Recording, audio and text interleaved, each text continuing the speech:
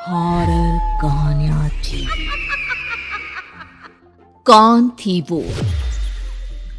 मैं 8 महीने की प्रेग्नेंट थी और अपनी डिलीवरी के लिए अपने मायके गई थी।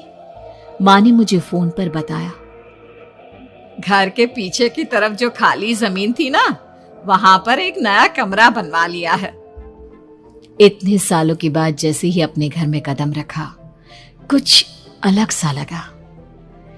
माँ, ये घर के पीछे की तरफ नया कमरा बनवाने की क्या जरूरत थी?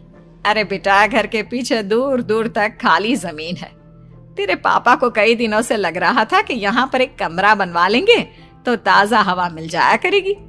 अब तो ये सब छोड़ और चल जल्दी से दूध पी ले। माँ, मैं थोड़ी देर में पी लूंगी, आप सो जाओ। मैंने दूध का गिलास उठाकर उस खिड़की में रख दिया। पता नहीं कब आंख लग गई। अचानक से खिड़की के पल्लों के खड़कने की तेज आवाज आई। दूध का गिलास धड़ाम से जमीन पर आ गिरा। जमीन पर गिरते ही दूध का रंग लाल हो चुका था। मैंने खिड़की से झांक कर बाहर देखा। चारों तरफ धुप अंधेरा था। उस अंधेरे की तरफ से कुछ आवाजें आ रही थी, जैसे छोटे बच्चे आपस में खिलखिलाकर मस्ती कर रहे हो।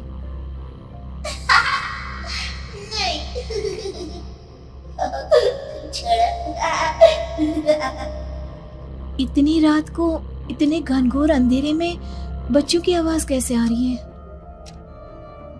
घड़ी में वक्त देखा तो ठीक 12 बजे थे। देखकर मैं सन्न रह गई। बुरी आत्मा और भूतों की कई कहानियां मैं सुन चुकी थी। वक्त भी कुछ ऐसा ही था। ऊपर से मैं प्रेग्नेंट। सुना था कि ऐसे वक्त में अक्सर बुरी आत्माएं औरतों का पीछा करती है, तो क्या मेरे पीछे भी? पसीने से तरबतर बड़ी मुश्किल से, जैसे कांपते हाथों से मैंने उस खिड़की को बंद किया।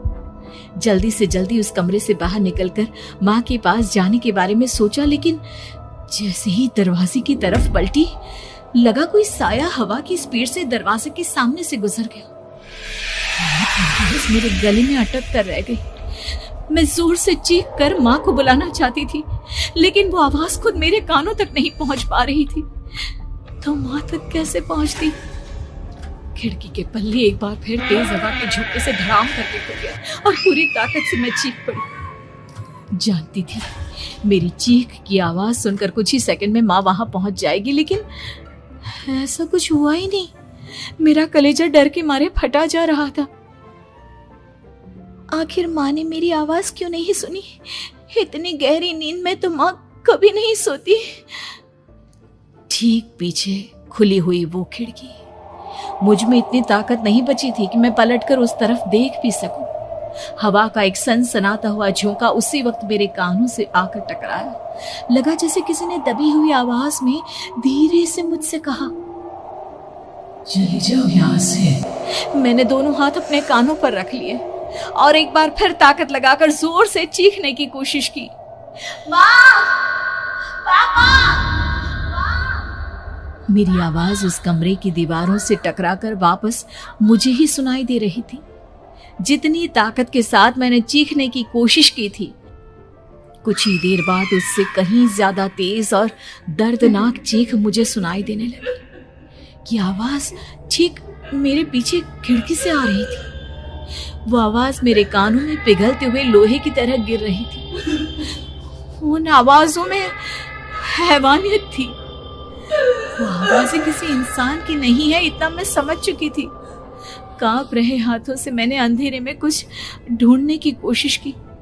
तभी अचानक मेरा हाथ बेड पर रखी टॉर्च पर पड़ा। किसी तरह ताकत लगाकर टॉर्च का बटन ऑन किया, लेकिन ये क्या?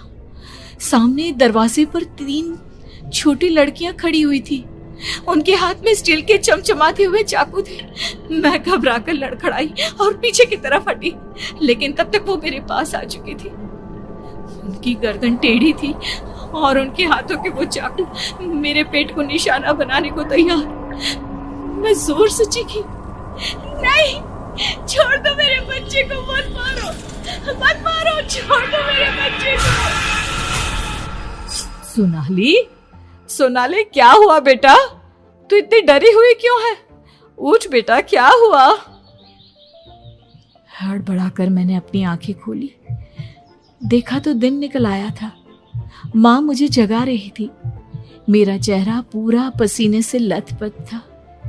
क्या हुआ बेटा, तुमने कोई बुरा सपना देखा क्या? मैं अभी तक अपने पूरे होश में नहीं थी। वो मेरे बच्चे को मार देगी माँ। वो लड़की मेरे बच्चे को। मैंने घबराकर अपने पेट को छुआ। सब कुछ ठीक था। और वो दूध जो रात को यहाँ पर गिर गया था, उसका रंग लाल हो गया था। माँ ने हंसते हुए दूध का गिलास मुझे दिखाया।